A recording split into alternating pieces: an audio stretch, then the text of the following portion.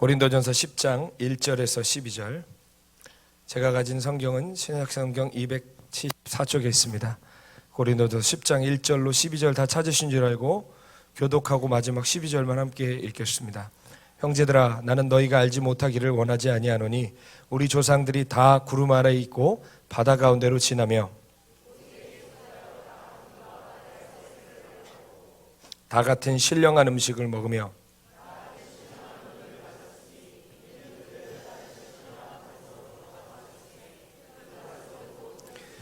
그러나 그들의 다수를 하나님이 기뻐하지 아니하셨으므로 그들이 광야에서 멸망을 받았느니라.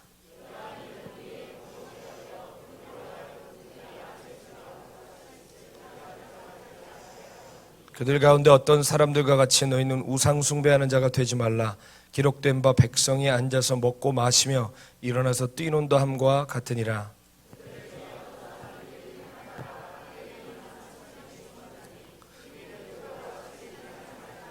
그들 가운데 어떤 사람들이 주를 시험하다가 뱀에게 멸망하였나니 우리는 그들과 같이 시험하지 말자.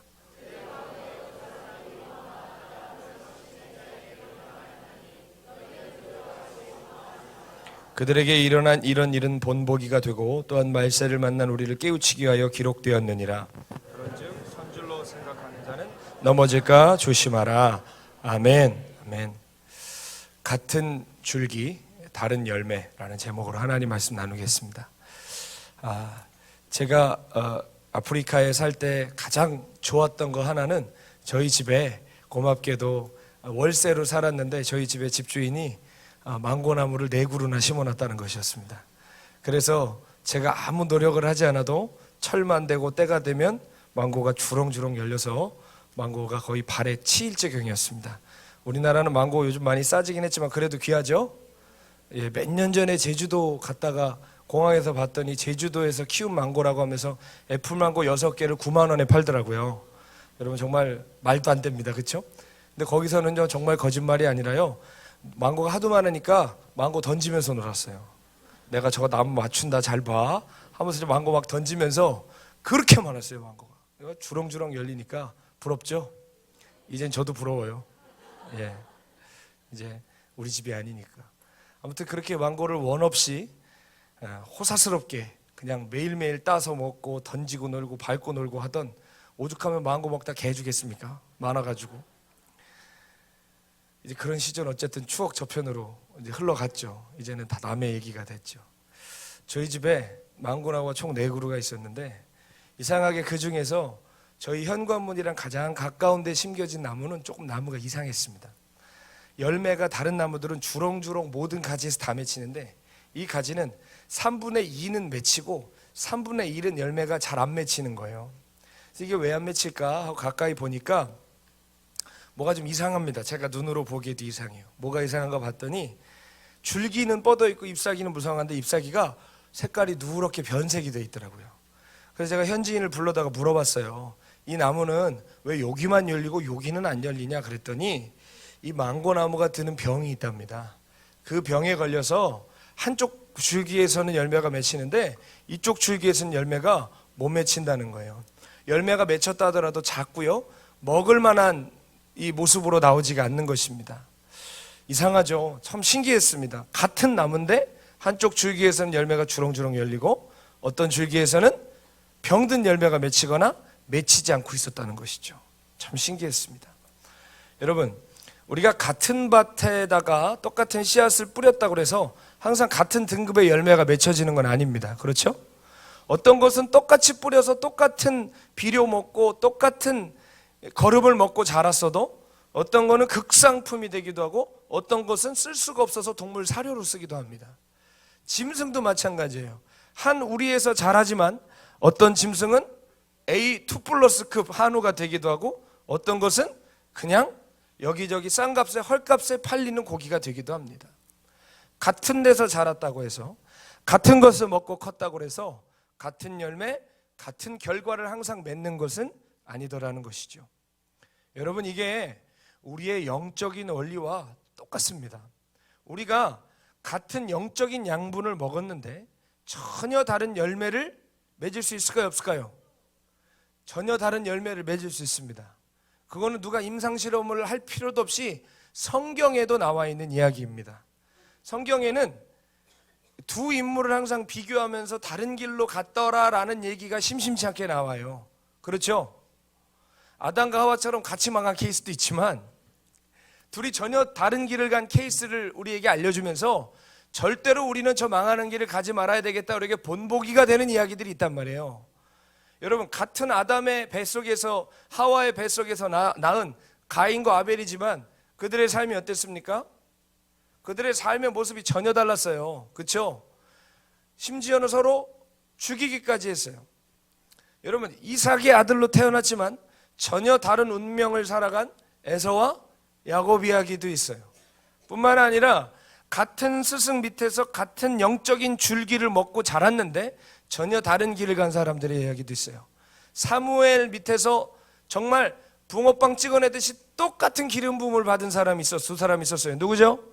사울과, 나는 아닌데요 라는 표정을 갖지 마세요. 여러분 아니에요. 네? 사울과 다윗이 똑같은 기름 부음을 받았지만 전혀 다른 결과를 맞이했습니다. 엘리야의 영줄기 밑에서 어떤 그 제자가 나왔죠? 엘리사가 나왔어요. 여러분, 실제로 이 땅에서 역사한 어떤 여러 가지 횟수들이나 역사한 그 크기를 보면 엘리야보다 엘리사 역사가 더 커요. 근데 엘리사는 또 뭐 했습니까? 선지자 학교를 만들었어요. 선지자 생도들을 키워냈는데 그 밑에 누가 나왔어요? 네, 엘리야 밑에 엘리사는 아닌데 엘리사 밑에 또 누가 있었는지 몰라요? 엘리사 밑에 게하시라는 종이 있었어요. 같은 영적인 줄기를 먹었는데 이 게하시는 어떻게 됐죠? 나병 환자로 인생을 끝냈어요. 하나님 기만하다가 전혀 다른 길을 갔더라는 거죠. 그리고 우리가 제일 잘 아는 이야기, 예수님 옆에 12제자가 있었지만 베드로도 나오고 가룟 유다도 나오더라는 겁니다. 우리가 너무나 잘 알고 있는 거예요. 성경은 우리에게 이렇게 동일선상에서 같은 배에서 같은 스승 밑에서 같은 영적인 훈련과 줄기를 먹고 자랐지만 전혀 다른 길을 간 사람들의 이야기를 우리에게 자주 돌려주고 있어요. 여러분, 같은 배, 같은 훈련, 같은 영을 받았을지라도 전혀 다른 길을 갈 수 있습니다. 있습니다. 여러분, 소가 물을 마시면 우유를 만들고 뱀이 물을 마시면 독을 낸다죠. 여러분, 어떤 길을 걷기 원하세요? 어떤 열매를 맺기 원하세요? 우리는 흔히 이런 비유를 하면 마음이 움츠러들어요. 왜? 운명론적인 사고에 사로잡혀 있어요. 우리가 아무리 예수 믿는다 해도 우리 조상 때부터 있어 왔던 그 샤머니즘적인 그 생각의 이 뿌리가 우리의 삶에, 우리의 근간에 있을까 없을까요? 있다 보니까 우리가 운명론적인 생각, 사주팔자 운명론, 정해진 운명, 그래 나는 게하시 운명이야, 그러니까 내가 이렇게 살지. 나는 가룟 유다 운명이야, 그러니까 내가 죄 짓지. 난 버림받았나 봐, 구원 나는 못 받는 거야. 그런 생각 하게 돼요, 안 해요? 죄송해요, 저는 하던데요. 네? 우리가 그런 생각 할 수 있어요. 열매에 집중하지 않고 자꾸 존재에 집중하는 거예요. 지금 제 설교가 회개하고 바른 길 가자는 얘기지, 너는 소고 너는 뱀이다, 너는 가룟 유다고 너는 베드로다, 그거 정하자고 여기 와 있는 거 아니지 않습니까? 그렇죠? 여러분, 어떤 것도 규정하지 마세요. 기독교 복음은 사주팔자 운세처럼 정해진 운명을 우리에게 말하지 않아요. 혹은 내 조상이, 내 부모가 살아왔던 길대로 마치 나도 정해진 운명처럼 끌려가는 것 같더라도 예수 십자가는 그 결박의 소리를 자유케 하는 줄로 믿습니다. 정해진 것 같은 운명도 바꾸는 것이 복음입니다. 여러분 무슨 심리검사하면서 너는 뭐 내향적 성격이고 뭐 ENTJ이고 뭐 나이 INTJ이고, 여러분 규정하지 마세요. 어떤 것도. 복음은 모든 것을 바꿔요. 누가 우리를 규정합니까? 네가 어떤 사람이라고, 네가 어떤 인간이라고 누가 우리를 규정할 수 있습니까? 사람이 규정하고 사람이 만들어 놓은 건 우리를 속이는 것들이에요. 예수 안의 소리는 다 바뀔 수 있습니다. 예수 안의 소리는 거듭나고 새롭게 될 수 있습니다. 우리가 믿음으로 싸우면 우리가 승리할 수 있는 거예요. 우리가 사는 이 시대의 기독교는요, 과거에 없었던 새로운 시대적인 현상을 마주하고 있습니다. 예전에는 어때요? 천막 쳐놓고 십자가만 꽂아놔도 사람들이 교회 오던 시대였습니다. 북치고 장구치고 나팔 불면 사람들이 와서 전도자들이 하는 말을 듣던 시대였습니다. 물론 지금도 우리나라 어디선가 그 역사 있을 수 있겠지만 시대적인 현상으로서는 끝났어요. 동의하시죠? 어디 저기 뭐 부평역 가서 나팔 불어보세요. 바로 쇠고랑 차고 가는 거지. 듣지도 않아요 다. 그렇죠? 시대적 현상으로서는 끝났어요. 지나갔습니다. 대신 어떤 현상이 벌어지고 있느냐, 예전엔 없었던 유튜브나 SNS, 뭐 페이스북 같은 이 발달로 인해서 우리 교회 목사님 설교만 듣는 게 아니라 남의 교회 목사님 설교도 집에서 듣는 거예요. 차에서도 듣고요. 그래요 안 그래요? 그러다 보니까 어떻게 되느냐, 참된 복음, 바른 말씀을 전하는 목사님들의 설교를 듣고 심령의 진동을 받는 거예요. 그래서 부산에서도 오고 제주에서도 오고 익산에서도 오고 미국에서도 오고 살려고 어떻게든 천국에 합당한 자가 되려고 참된 복음과 깨어있는 교회를 향하여 이동하는 시대가 됐어요.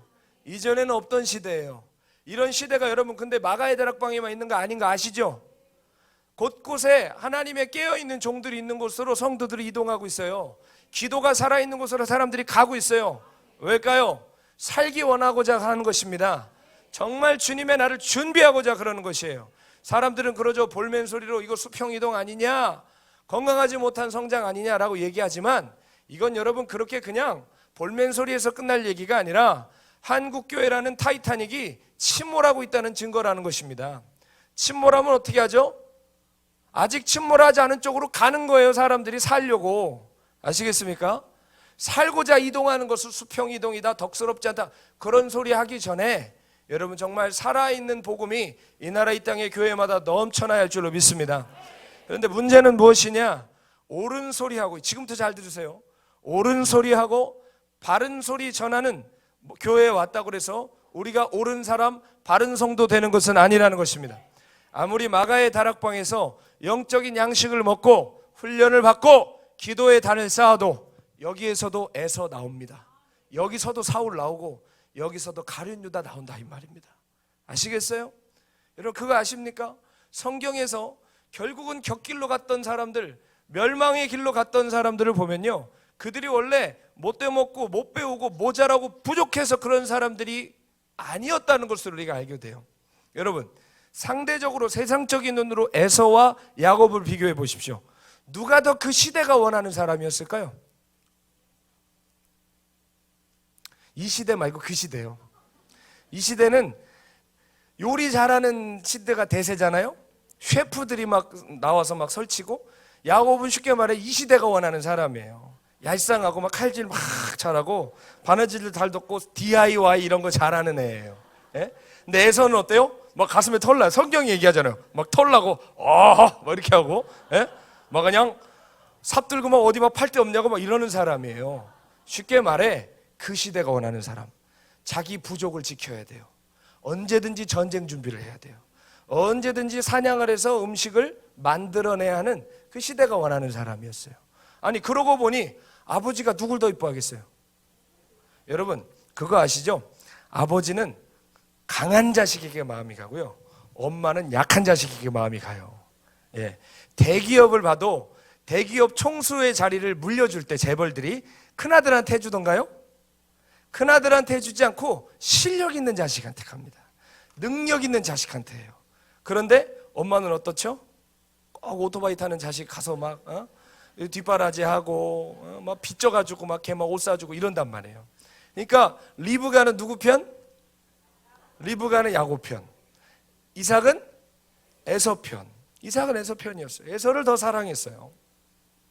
인간적인 눈에 봤을 땐 에서가 야곱보다 더 나았을 뿐만 아니라 실제로 장자의 권한도 에서가 가지고 있었어요. 그렇죠?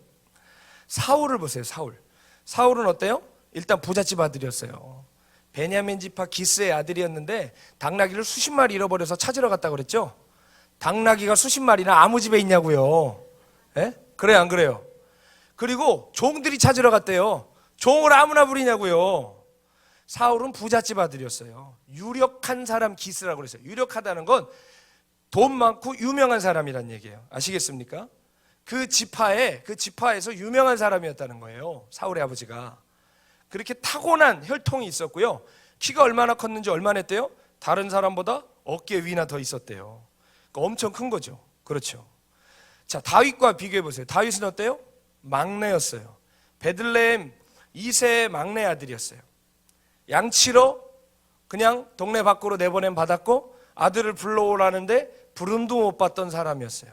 자, 세상의 눈으로 볼 때는 사울이 나요, 다윗이 나요? 사울이 나요. 그렇죠. 게하시는요, 엘리사의 아들이 아니라 엘리사의 수제자 게하시 있죠? 이 덜 떨어진 인간이 아니에요. 여러분, 엘리야는요, 엘리사 하나만 데리고 다녔죠? 그래, 안 그래요?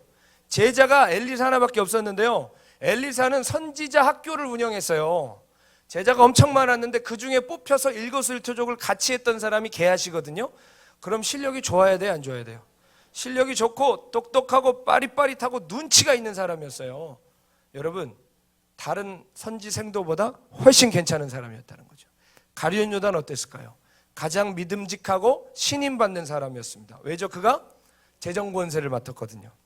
교회에서 제일 신임받는 사람을 어디에 무슨 직책을 맡깁니까? 재정부장을 맡기죠. 그렇죠? 왜? 그거는 정말 깨끗해야 되니까. 여러분, 가룟 유다는 그렇게 인정받던 사람이었어요. 일개 무식쟁이라서 예수님 팔았던 게 아닙니다. 다들 한 가닥씩 했던 사람들이라는 거예요. 열정도 있고 비전도 있고 은사도 있고 재능도 있었어요. 그러나 그들은 그들의 가장 영광스러운 자리를 가장 치욕쓴 자리로 바꿨습니다. 가장 영적인 자리를 가장 육적인 자리로 바꿨습니다. 가장 천국에 가까운 자리를 가장 지옥에 합당한 자리로 전락을 시켰습니다. 마가의 다락방에 올라오신 성도 여러분, 여기 그냥 오신 분들 이 밤에 아무도 없을 겁니다. 제정신으로 어떻게 이 밤에 여길 왜 와요? 그죠? 누가 밥 사준데도 안 올 거예요. 여기 멀어서. 다들 깨어있고자 거듭나고자 하나님 앞에 바르게 서시고자 오신 줄 믿습니다. 그러나 잘 들으세요.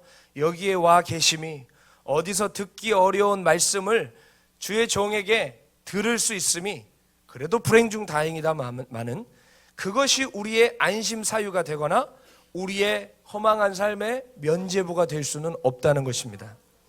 마가의 다락방에 평생 몸을 담그고도 지옥 가는 사람 왜 없겠습니까? 박보영 목사님 곁에서 평생 목회 동반자로 함께 살고도 하나님 앞에 갔을 때 내가 너 모른다 할 사람 왜 없겠습니까? 이 산에서 능력받고 은사받아 대단한 사역 펼칠지라도 하나님과 상관없는 길 갈 사람이 왜 없겠습니까? 이름만 대면 아는 이단이 있는데 이 마가의 다락방 뒷산 출신이라는 거 아십니까? 수십 년 전에 여기서 사역했던 분이라는 거 아십니까? 여러분, 이 재단에 와서 우리가 은혜 받았다고 그것이 우리가 바른 길을 가는 것을 의미하지 않아요. 아시겠습니까? 마가의 다락방이 어떤 주의 종과의 특별한 관계가 내가 받았던 과거의 은혜의 기억이 우리의 천국을 보장해 주는 것이 아니라는 것을 반드시 기억하셔야 됩니다. 누가 천국에 들어갑니까? 자신의 죄를 통렬히 회개하고 십자가를 붙드는 자만이 들어갑니다. 자기를 부인하고 날마다 순종을 배우며 주님의 뜻을 행하려고 몸부림치는 자가 그 나라에 합당한 사람입니다. 오늘도 산 믿음을 가진 자가 주님의 신부 되는 것입니다. 여러분, 날마다 회개하고 순종하고자 하는 그 순전한 마음을 잃으면 우리는 또한 어느 순간 같은 영적 줄기지만 엉뚱한 열매를 맺는 사람이 될 수 있어요. 내 생각, 내 야망이 자꾸만 하나님 뜻에 끼어 들어와서 엉뚱한 것에 자꾸 목숨 걸게 하고 중요하지 않은 것에 사활을 걸게 하면서 본인이 깨어있다 착각하는 이상한 변종을 만들어낸다 이 말입니다. 여러분, 회개의 가장 큰 대적이 뭔지 아세요? 뭐가 회개를 가장 방해할까요? 따라합시다. 회개 비슷한 것. 회개 비슷한 것이 회개를 제일 방해해요. 회개가 아닌데 회개한 거라고 착각하는 거예요. 아시겠습니까? 순종의 가장 큰 방해 요소는 뭘까요? 순종 비슷한 거예요. 순종할 것 같지만 결국은 자기 뜻을 이뤄냈으면서 순종한 셈 치고 사는 거, 그게 제일 위험한 겁니다. 여러분, 내 생각 들어간 거, 내 야망 낀 것. 여러분, 우리의 믿음은 그렇게 그럴 때마다 믿음 비스무리한 걸로 변질이 되는 거고, 신앙 같지만 신앙 비스무리한 것으로 변질된 채로 우리의 영혼을 속이면서 이게 십자가의 길이고 깨어있다고 착각하게 만들면서 이 길을 가게 한다 이 말입니다. 여러분, 그런데도 우리는 몰라요. 왜요? 옳은 게 뭔지 이미 우리가 들어서는 알고 있거든요. 심지어는 옳은 것을 말할 줄도 알거든요. 그래요, 안 그래요? 옳은 거 아세요, 모르세요? 알 뿐만 아니라 말도 하시죠? 다른 교회 교인들하고 만나서 이런 얘기 해봤어요, 안 해봤어요? 해보셨죠? 직장에 가서도 해보셨어요, 안 해보셨어요? 그게 진짜 믿음이 아니다. 회개해야 된다. 돌이켜야 된다. 깨어 있어야 된다. 해봤어요, 안 해봤어요? 왜 이렇게 자신이 없어요? 해봐도 되는 거예요. 한 번씩은 해봤을 거 아닙니까? 들을 뿐만 아니라 해보기도 해요. 그것뿐만이 아니라 심지어는 어느 교회가 깨어 있는지도 알아요. 어느 목사님이 바른 메시지 전하는지 분별도 해요. 근데 문제는 뭐냐? 옳은 메시지는 아는데 나는 옳지 않아요. 깨어있는 목회자는 아는데 나는 깨어있지 않아요. 나는 죄 가운데 여전히 있어요. 그렇게 스스로를 기만하면서 신앙생활 비스무리한 거를 하면서 이게 신앙이라고 생각하는 거예요. 여러분, 요즘요 텔레비전에 보시면 인문학이 아주 대세입니다. 텔레비전 여기저기서 명강사들이 나와서 인문학 강연을 해요. 인문학은 뭐죠? 여러분 인문학 아시죠? 강사들이 강연하잖아요. 그래서 무엇이 옳음인지, 무엇이 바름인지, 무엇이 사람다움인지, 무엇이 진짜 나인지, 인생을 어떻게 살아야 되는지 강사들이 이야기하는 프로그램 많아졌죠. TV를 안 봐서 모르는데 실은 저도 안 봐요. 그런데 인문학 강연에 들을 게 많아서 유튜브에서 저도 짧게 들어요. 그 깊은 지식들을 저도 듣기 원해서. 아주 철학적이에요. 무릎을 탁 치게 할 만큼 그래, 속도보다 방향이 중요한 거지, 막 이런 말들 있잖아요. 아주 막 우리의 마음, 맞아 우리의 삶을 돌아보게 하는 아주 철학적이고 깨닫게 하는 것들. 근데 재밌는 건 뭐죠? 인문학이 지금 대유행인데요, 실제 세상은요 역사상 그 어떤 때보다도 가장 감각적이에요. 뭐가 옳고 뭐가 바르고 뭐가 길이고 뭐가 진짜 삶인지 가르치면서 삶은 개판이에요. 뭐 동성애부터 시작해서 몸과 마음이 원하는 대로 살아요. 더러운 죄들이 버젓이 일어나고 합법화 시도까지 일어나고 있어요. 동의하시죠? 여러분, 이게 얼마나 모순이에요? 옳음을 추구하고 바름을 찾아다니는 것 같지만 실제 삶은 정말 감각적이라는 거. 근데 여러분, 이게 우리의 신앙과 똑같은 거예요. 뭐가 죄인지, 뭐가 잘못된 거인지, 뭐가 바른 말씀인지, 누가 깨어있는 목사인지 추구하고 쫓아다니는 것 같지만 삶은 여전히 감각적이고 이기적인 것, 조금 더 변화되지 않는 것. 수많은 설교들로 귀는 키우고 수많은 정보들로 머리는 키워놨지만 삶에는 전혀 변화가 없는, 귀만 영적이고 혀만 영적인, 삶은 감각적이고 육체적이기 그지없는 사람들이 얼마나 많은지 모릅니다. 그런데도 바른 길 간다, 깨어있다 얘기하며 손가락질하고 거기서 나오라고까지 얘기를 하는 사람들 보면서 기가 차고 미쳐버릴 지경입니다. 오늘 말씀이 우리에게 무엇을 말하고 있습니까? 여러분, 오늘 고린도전서 10장 말씀은요, 광야에서 유리하다가 광야에서 엎드러 죽은 그 출애굽 1세대의 이야기들을 우리에게 하죠. 여기서 우리가 주목해야 될 단어가 있어요. 따라합시다. 다라는 한 단어예요. 무슨 얘기입니까? 형제들아, 우리가 다 구름 아래서, 다 바다 가운데로 지내서, 다 구름과 바다에서 세례받고, 다 신령한 음료를 먹고, 다 신령한 음식을 먹었다. 우리 모두가 다 봤다는 거예요. 다. 아멘? 광야에서 불기둥과 구름기둥과 모세의 영도와 반석에서 물이 터지는 것과 홍해가 갈라지는 것과 이것을 일부의 사람이 본 것이 아니라 누가 봤다고요? 다 봤다는 거예요. 은혜에서 제외된 사람은 없었다는 거예요. 다 함께 한 자리에서, 한 줄기에서, 한 지도자에게 한 역사를 봤다는 거예요. 그러나 결론은 무엇입니까? 대다수는 하나님의 기뻐하심을 받지 못하여 광야에서 엎드러졌다 그랬습니다. 오늘 우리가 읽은 성경에서는 주님이 다수를 기뻐하지 않으셨다 이렇게 얘기하는데, 주님이 사람 많은 거 안 좋아해서 다 죽이고 소수만 넣었다 이 말이 아니라 세번역 성경에 보면 대다수가 하나님의 기뻐하심에 들어가지 못했다 이 말이에요. 알겠습니까?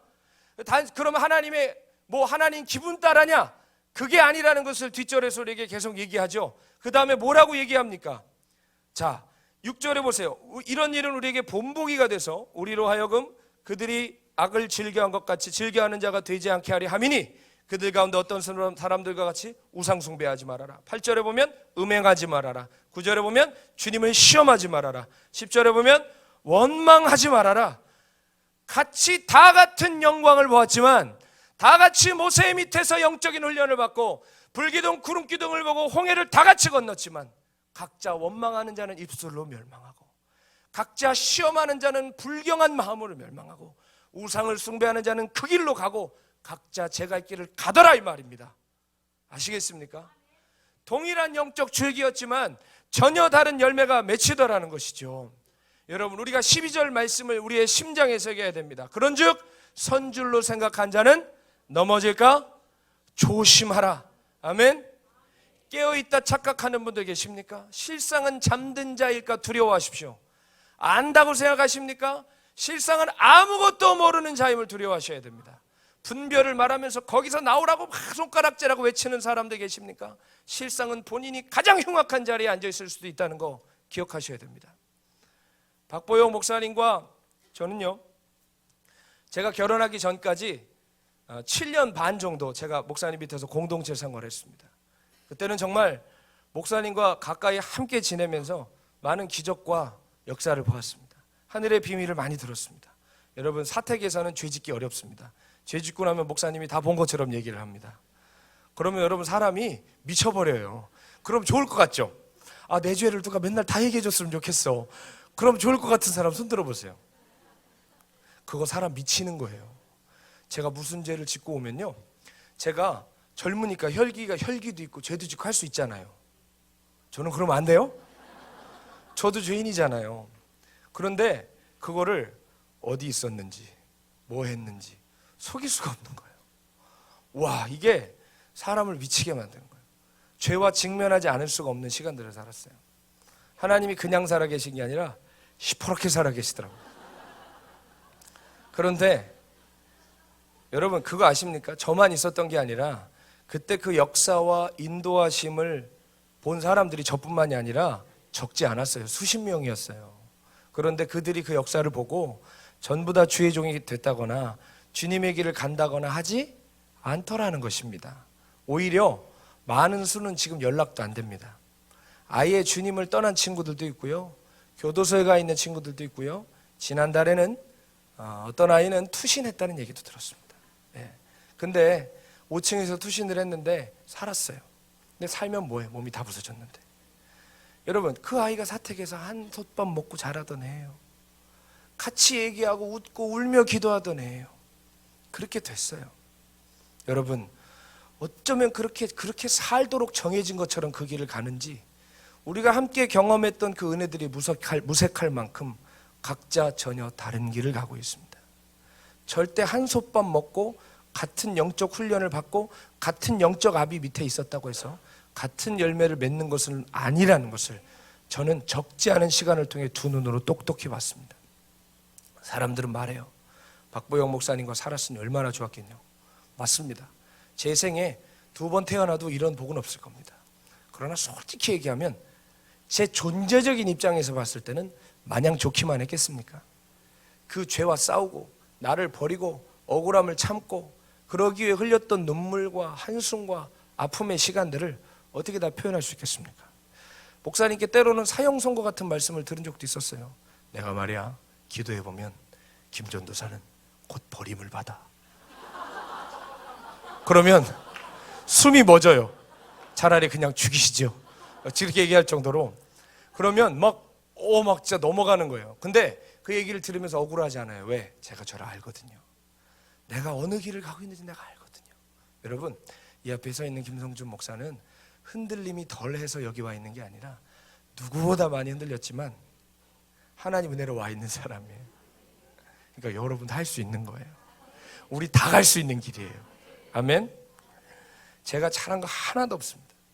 저를 붙드시는 하나님 은혜였고, 둘째는 박 목사님의 기도가 있었음을 합니다. 그런데 만약에 그래도 네가 잘한 거 하나라 억지라도 꼽아봐라 라고 얘기하면 잘했던 거 하나 있었습니다. 끝까지 붙어 있었습니다. 죽어라고 붙어 있었습니다.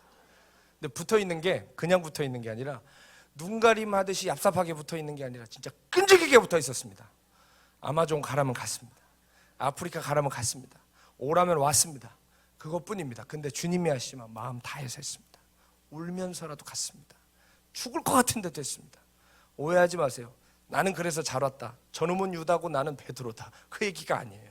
저는 지금도 기도할 때마다 마음에 번뜩번뜩 놀라는 심정으로 기도합니다. 하나님, 제가 사울이 되지 않게 해주십시오.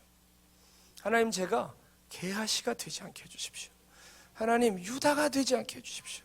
악인의 장막의 거함보다 하나님 전에 문지기로 살게 해주십시오. 정말 간절히 기도해요. 여러분, 무엇이든지 그 나무는 열매를 보면 안다 그랬어요. 지금은 우리가 과정 중에 있잖아요. 끝까지 가봐야 하는 거예요. 옛날에 여러분 뜨겁게 청년 시절에 신앙생활 같이 했던 사람들 있죠. 근데 그 중에서 지금 아예 예수도 안 믿는 사람 있어요, 없어요? 있습니다. 쟤는 목사 되면 딱 좋겠다는데 목사가 아니라 완전히 예수님 떠난 사람이 있지 않습니까? 그런데 또 반대로 야, 저거 저래서 저거 예수 믿겠나 하는데 사모가 되고, 그런 일도 있어요. 응? 여러분, 모르는 거예요. 신앙은 따라합시다. 신앙은 끝까지 가봐야 하는 것이다. 아멘? 선줄로 앉아는 넘어질까 조심하세요. 아시겠죠? 혹시 넘어졌습니까? 끝났다고 생각하지 마시고 다시 일어서시면 되는 거예요. 끝까지 가서 최후 승리를 얻는 사람이 승자인 거예요.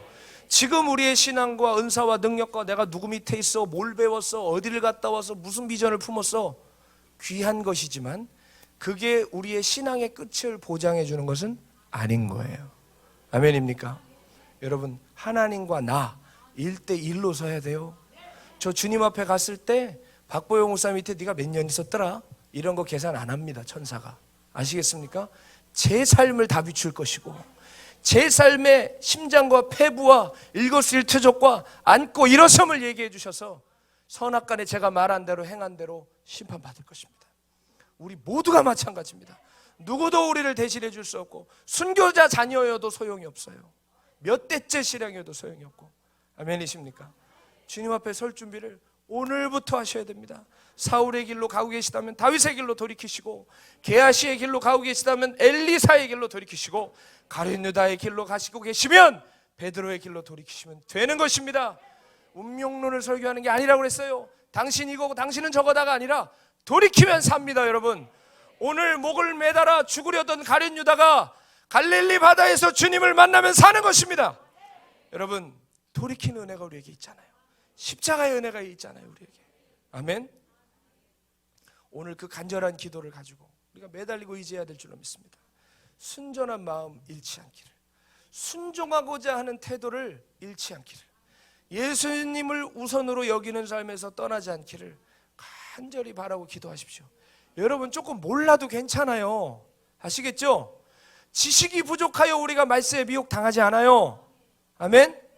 내 백성이 지식이 없어 망하는도다, 그 얘기를 하면서 그 지식은 이 머리에 집어넣는 지식을 얘기하는 게 아니에요. 아시겠습니까? 그 지식은 주님과의 만남과 경험과 인격적 교제를 얘기하는 단어예요. 그거를 많이 아는 거, 유튜브에서 정보 수집하는 것으로 말세를 준비한다 생각하시면 안 됩니다. 아멘. 신부가 결혼 정보를 많이 안다고 해서 결혼식 잘하는 게 아니에요. 신랑을 사랑할수록 결혼식이 영광스러워지는 거예요. 아멘. 그런데도 우리는 전혀 다른 것으로 마지막을 준비하려고 하고 있지 않습니까? 늘 마음을 새롭게 하고 하나님이 무엇을 원하실까, 무엇을 기뻐하실까 생각하면서 사십시오. 여러분, 우리에게 하나님께서 귀한 영적인 지도자들과 리더들과 동역자들 주셨죠. 그들에게 보고 배운 대로 살아보세요. 예수님처럼 산다는 문장 자체가 부담스러우면 적어도 그래, 우리 누구누구 구역장님처럼 살아보자, 내가 누구누구 형제처럼만은 살아보자, 하나하나씩 영적인 모델을 만들어 가면서 흉내 내보세요. 따라가 보세요. 여러분, 인문학 강연 그렇게 듣고도 삶은 지극히 감각적인 이 시대의 사람들처럼 여러분, 우리도 들은 것은 많으나 삶은 여전히 감각적이고 신앙은 이기적이고, 여러분, 그렇게 돼서는 안 될 줄로 믿습니다. 배우고 들은 대로 한 걸음이라도 우리가 해보자고요. 그것이 진짜 천국을 예비하는 길이에요. 그것이 하나님 앞에 서는 길이에요. 머리 굴리지 마십시오. 편법 쓰지 마십시오. 단순히 순종하시고 내게 지금 허락된 광야의 길을 걸어가세요. 쓰임 받고 받아내는 게 목적이 아니라 주님을 사랑하는 것이 우리의 목적이 되게 하세요. 내 마음이 아니라 하나님 마음 헤아려 드리면서 사세요. 하나님께 붙들렸던 사람들의 삶은 단순했어요. 그냥 순종했고요, 머리 안 굴렸고요, 정해진 삶을 살았고요, 주님을 더욱 사랑하기에 힘썼고요, 주님의 마음을 헤아리기에 힘썼어요. 그거예요. 그냥 마음이었어요. 마음. 아멘. 여러분, 재밌는 게 뭐냐면요, 제가 아프리카에 있을 때 그래도 배워먹은 시간들, 굴러먹은 시간들이 헛되지 않았던 것이 중요하고 아주 신중한 결단과 결정의 상황이 딱 닥쳤을 때 제가 뭘 제일 먼저 생각하게 될까요? 뭘 제일 먼저 생각하게 될까요? 예수님이라면 어떻게 하실까? 그거는 안 돼요. 왜? 솔직히 말하면 뭐 예수님이니까 다 되지 이런 생각 들어요, 안 들어요? 나는 사람인데. 그런데 저도 모르게 제 젊음의 시절을 함께 했던 제 영적인 스승님, 영적인 아버지 박보영 목사님 어떻게 하셨을까? 이 생각이 제일 먼저 나는 거예요. 제가 보고 듣고 배웠잖아요. 제가 뭘 얼마큼이나 따라할 수 있겠습니까? 그런데 이상해요. 중요한 순간에 제가 어설프나마 따라하고 있더라니까요.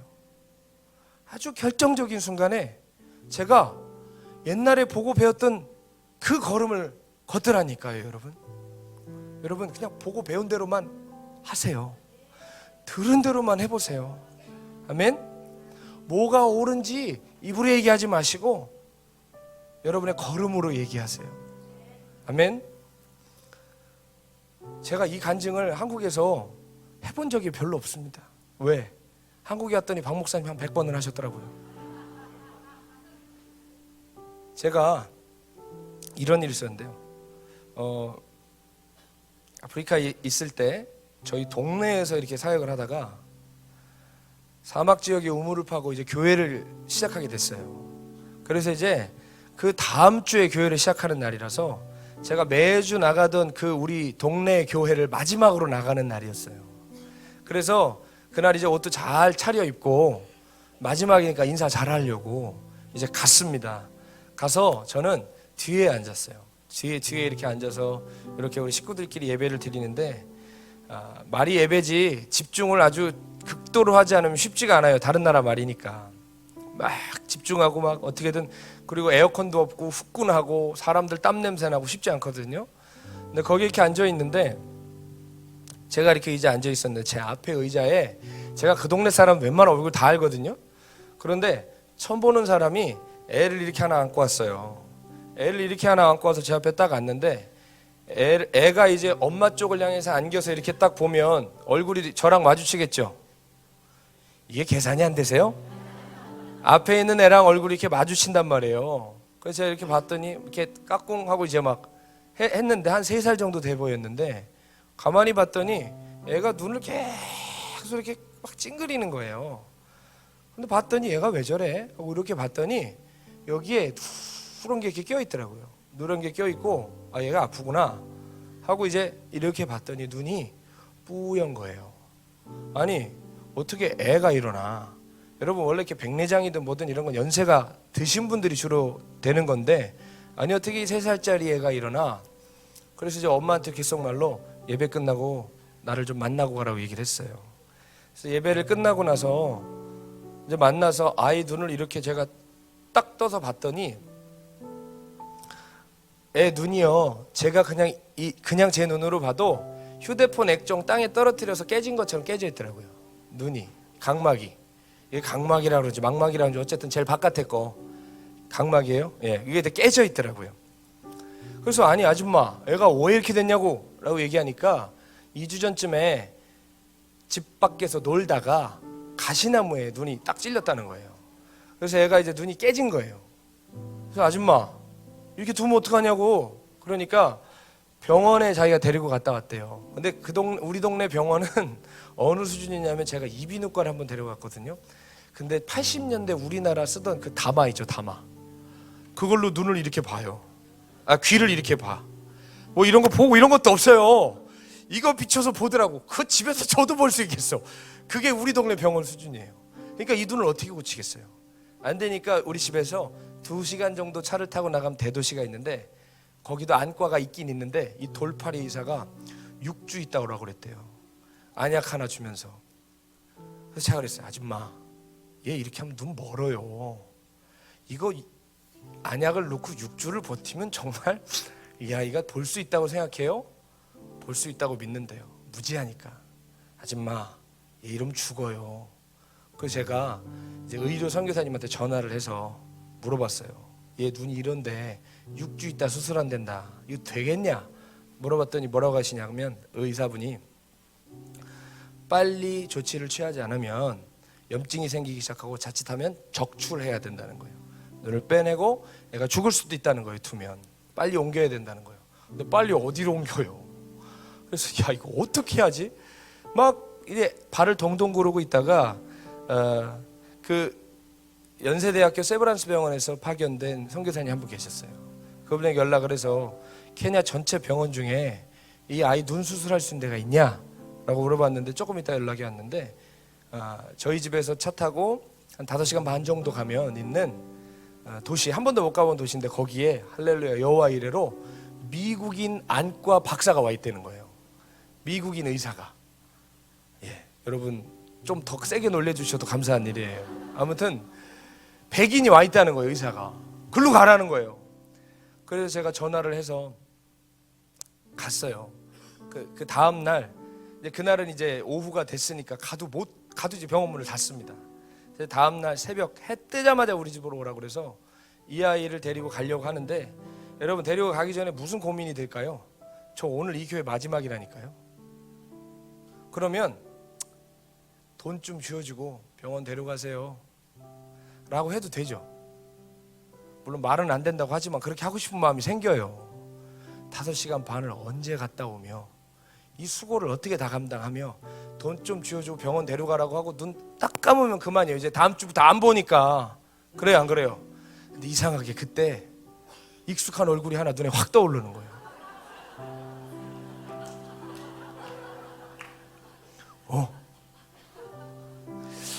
그러면서 갑자기 고민이 막 되면서 그래, 안 되겠다. 그래, 박보영 목사님이 그래 우리한테 이렇게 보여줬지. 그리고 마땅히 이 길을 가야 하지. 막 이게 스스로, 여러분 이상하게 주님의 길, 순종의 길은요, 스스로 막 계속 노력하고 막 부추기고 계속 채찍질하지 않으면 자꾸 못 가요. 그래요, 안 그래요? 순종할 이유가 많아요, 불순종할 이유가 많아요? 따를 이유가 많아요, 못 따를 이유가 많아요? 못 따를 이유가 많아요. 계속 채찍질해야 돼요. 그래, 이게 주님의 길이야. 이래야 기뻐하셔. 그리고 그때 뭘 하고 있었나? 우물을 파고 있었는데 그 주가 마지막 우물 키오스크를 세우는 날이었어요. 돈을 결산하는 주간이었어요. 그때 그 제대로 세우는 것을 보지 않으면 제가 다 설명할 수 없지만 부실공사를 하게 되고, 부실공사를 한 사람한테 생돈을 있는 대로 뺏겨야 되는 그런 큰 리스크가 있었어요. 그런데 저울질을 했어요. 못 갈 이유네. 이건 못 갈 이유잖아요. 그래, 나 우물 때문에 못 가. 내일 우물에 가야 되나 했는데 무슨 마음이 드냐면 우물은 3천만 원짜리예요.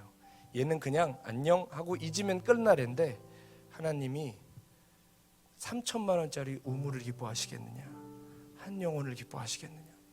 그 마음이 딱 드는데 이거 뭐 답 나온 거잖아요. 에라 모르겠다. 저 그래가지고요, 국민 여러분, 우물 결국은 그놈들이 안 보는 동안 부실공사에서 처음 비 왔을 때 어떻게 비가 왔는데 시멘트로 세운 게 주저앉냐고요. 얼마나 모래를 많이 섞었으면.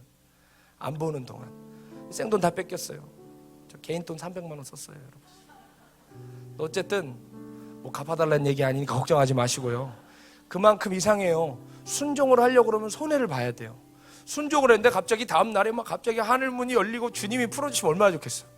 근데 순종을 해도 이상하게 하나님이 허락하지 않으시면 안 될 일은 안 돼요. 그래도 우리에게 순종이 중요해요. 그래서 그 아이를 태워가지고 출발했어요. 출발했더니 이제 점심시간 이후에 도착을 했죠. 산 넘고 뭐 진짜 들판을 가로질러서 이제 갔습니다.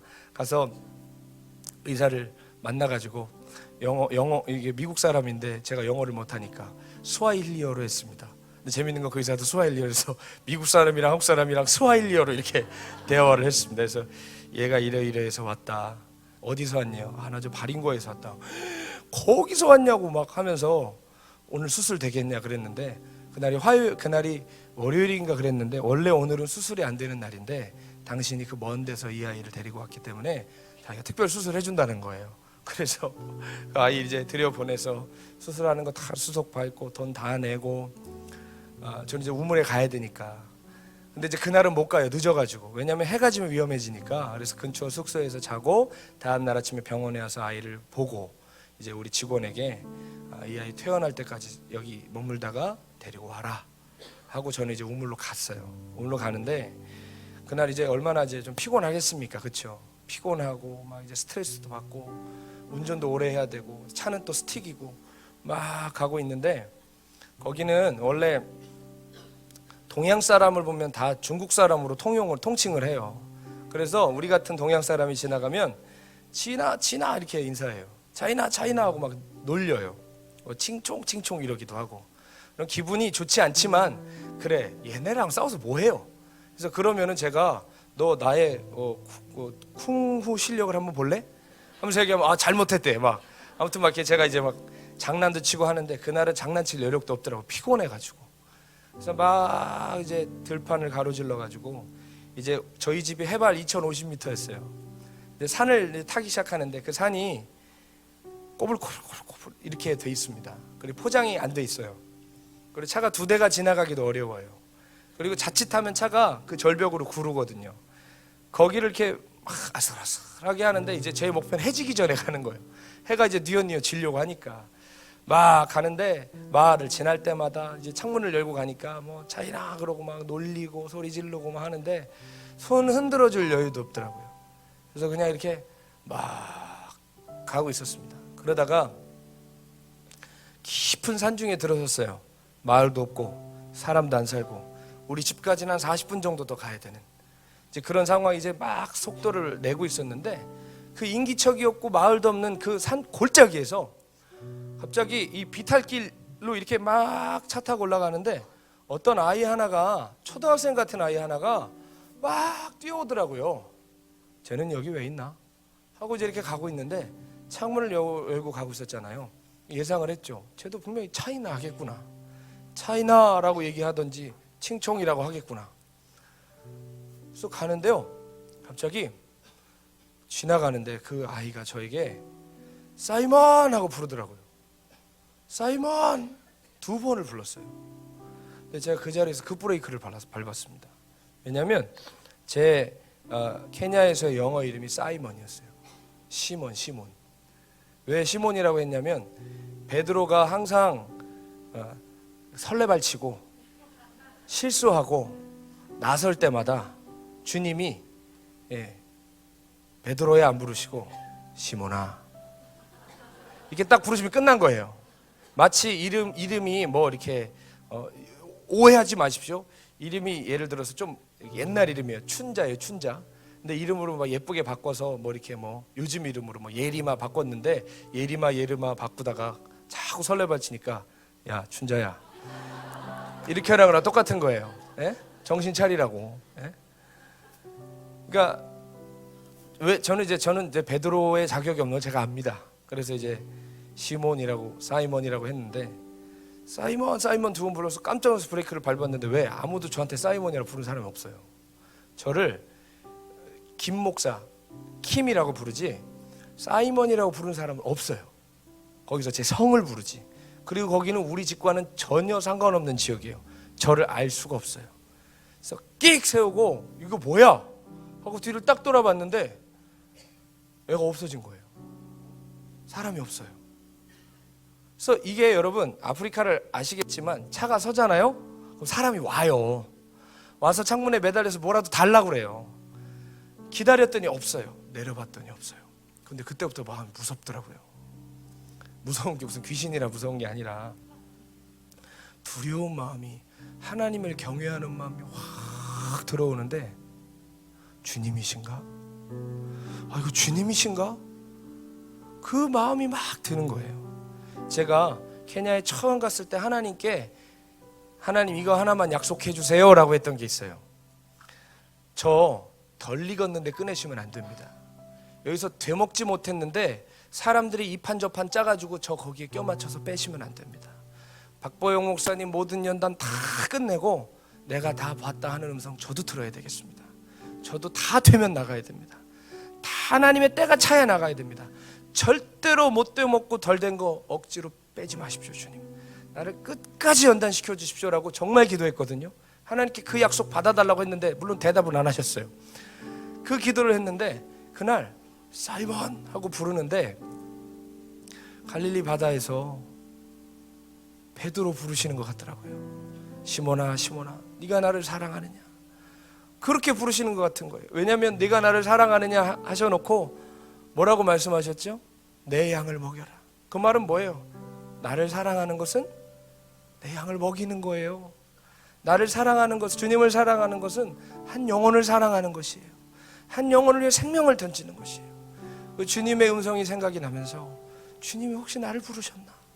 근데 이 마음이 그때만 든 게 아니라 일주일이 지나고 2주일이 지나도 이 막 두려운 마음이 떠나질 않는 거예요. 주님이신가? 주님이신가? 그러면서 사막 사역이 시작했어요. 사막 사역이 시작했는데 여기는 아픈 수준이요, 제가 살던 그 산 위 동네랑 비교할 수가 없는 거예요. 애들이 화상 입어서 몸이 늘러붙어 있지를 않나 막 이 환자들이 쏟아져 나오는데요. 그런데 전부는 못했습니다. 몸뚱아리가 하나라서. 그런데 최선을 다해 병원으로 날랐어요. 그때 그 사이먼 음성이 생각났어. 그러다가 몇 달 있다가 박보영 목사님께서 케냐에 오셨는데 이제 모든 시간을 보내고 쉬는 시간에 제가 이걸 물어보고 싶더라고요. 그래서 목사님께 찾아가서 물어봤어요. 목사님, 내가 이런 적이 있었습니다. 이리해서 이런 상황에 내가 순종하기로 결단하고 내가 그 아이를 데리고 오는데 제 이름을 부르시는 주님의 음성을 들었습니다. 근데 나는 잘 모릅니다. 이게 주님이 맞나요? 라고 물으니까 목사님이 뭐라고 그러시냐면, 제가 그 다음 말이 위로가 됐어요. 굉장히 은혜가 됐어요. 저를 딱 쳐다보시더니 뭐라고 했냐면, 얘는 내가 안성에서 만난 주님을 만났네, 그러시는 거예요. 그러니까 하시면서 아무에게도 해주시지 않던 얘기를 하시더라고요. 본인이 길에서 만난 이거 리어카 끊은 할아버지인가, 그분을 도와드리고 손을 잡았는데 못자국 난 손을 보셨대요. 그 얘기를 하시면서 그게 나는 주님을 그렇게 만났어. 너는 산에서 그렇게 주님을 만났구나. 네가 만난 주님이 내가 만난 주님이다. 그런데 그게 그렇게 은혜가 되고 감사하고 제 삶을 아프리카에 있는 동안 길지 않았지만 강하게 견인해주는 하나님의 음성이 되었습니다. 사랑하는 여러분, 제가 박보영 목사님 열국줄기를 내가 이렇게 받았습니다 얘기하고 싶은 그런 유치한 얘기가 아니라는 거 아실 겁니다. 우리가 조금이라도 순종하고자 하고요, 조금이라도 순전한 마음으로 따라가고자 할 때 우리에게 거룩한 영적인 접붙임이 일어나요. 우러러만 보던 그 영적인 종의 그 삶을 내가 조그만치라도 따라가게 되고요, 우리의 삶에 일어날 수 없었던 일들이 일어나기 시작하고요, 책에서나 보던 일들이 나타나고요, 듣지 못했던 음성이 들리기 시작하고요, 하나님의 영광이 나타나기 시작하는 거예요. 그 영광은 마가의 다락방에 와 있다고 보는 것이 아니에요. 어떤 종 밑에서 목양을 받았다고 되는 것이 아니에요. 뭐를 남은 모르는데 나는 안다고 해서 되는 게 아니에요.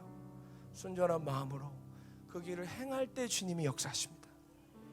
같은 줄기에서도 다른 열매가 맺힐 수 있다는 무서운 사실을 기억하시고, 선주라는 자는 넘어질까 조심하십시오. 깨어있다고 생각하는 자는 깨어있다고 생각하는 그 생각을 한번 더 해보세요. 이게 진짜 깨어있는 거 맞나? 아니면 자기 기만에 빠져 있는 것인가? 내가 분별하고 있다고 생각한다면 그 생각을 한번 더 하셔서 내가 진짜 분별하고 있는 건가? 자기 최면에 빠져 있는 건가?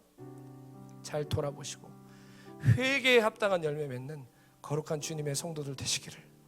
그래서 여러분, 우리 모두 다 천국에서 만나야 되겠습니다. 이 땅을 살면서도 같은 길 가다가도 이단이 달리 이단입니까? 달을 이 끝단자 아닙니까? 그래요? 아니에요. 그렇죠? 끝이 달라요. 같이 길 가는 것 같은데도 점점점 벌어져요. 나중에는 돌아올 수 없는 지경으로 벌어져요. 여러분, 우리가 그렇게 되지 않기를 원합니다. 끝까지 함께 같은 길, 천국길 가서 주님 만나 뵙기 원합니다. 아멘. 오늘 함께 그 믿음의 길, 신부의 길, 거룩한 길 함께 걸어가서 동일한 열매 맺는 저와 여러분 되시기를 주 예수님의 이름으로 축복합니다. 기도하겠습니다. 하나님, 되먹지 못한 자가 함부로 얘기한 것 있다면 주님 십자가 뒤로 가려 주십시오. 그러나 주님, 우리 얼마나 우리가 자기 기만에 빠져 사는지, 깨어있지 않지만 깨어있다 착각하고, 순종해야 하지만 순종할 이유보다 못할 이유 때문에 우리가 걸어가지 못하는 이 길, 주님 이제는 걸어가게 하여 주옵소서. 우리를 붙들어 주시고 이끌어 주시는 하나님의 은혜, 그 십자가 안에 붙들고 주님과 함께 십자가 이 좁은 길을 걸어가 예수님의 열매를 맺게 하여 주시옵소서. 모두 다 천국 문 앞에서 만나게 하여 주시옵소서. 하나님, 거룩한 주님의 우리를 불러주시는 그 음성을 듣고 기쁨으로 주님의 뜻을 행하는 거룩한 성도들 되게 하시길 원하옵고, 우리 주 예수님의 이름으로 감사하며 기도드렸습니다. 아멘.